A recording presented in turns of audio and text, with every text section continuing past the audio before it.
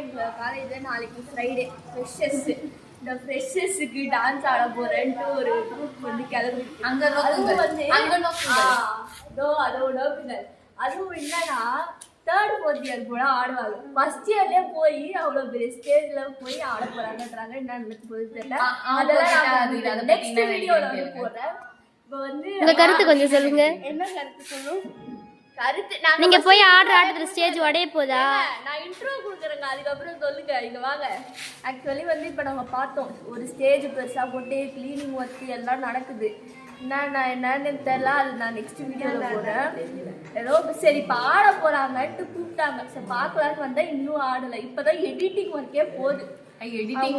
போதும் அவ்வளவுதான். அவங்கள்ட்ட அவங்களோட சஜஷன்ஸை கேளுங்க, சொல்லுங்க நீங்க எப்படி டான்ஸ் ஆடுவீங்கன்னு நினைக்கிறீங்க. ஸ்டேஜ்ல ஆடுறது ரொம்ப சூப்பரா இருக்கும். நம்ம ஆடுறது வந்து எல்லாரும் வைப் பண்ணணும், அதுதான் நமக்கு மெயின். அது நடக்காது, தூக்கி அடிக்க போறாங்க. பரவாயில்ல, நம்ம ஆடுறோம். ஓகேவா? ஃபன் பண்ணணும், நம்ம மெமரிஸை சேர்த்துக்கணும், அவ்வளவுதான். என்ன பொறுத்த வரைக்கும் எல்லாம் நம்ம சூப்பரா ஆடுறோம், என்ஜாய் பண்ணி பேசுறாங்க. இவங்க வந்து எனக்கு வந்து ஒரு அளவுக்கு ஓகே. இவங்க வந்து சரின்ட்டு இந்த மாதிரி பேசுறாங்க. ஷையில சுத்தமா கிடையாது. அதெல்லாம் இந்த இதுவே கிடையாது. இவங்களுக்கு வந்து அதெல்லாம் கிடையாது. ஓகேவா? இவங்க ஆடிடுவாங்க. அவங்க அது ஒரு காமிக்கிறாங்க. அவங்கள காட்டுக்கலாம். அவங்க வந்து மோட பிரியா அவங்களும் இந்த டான்ஸ்ல இருக்கிறாங்க.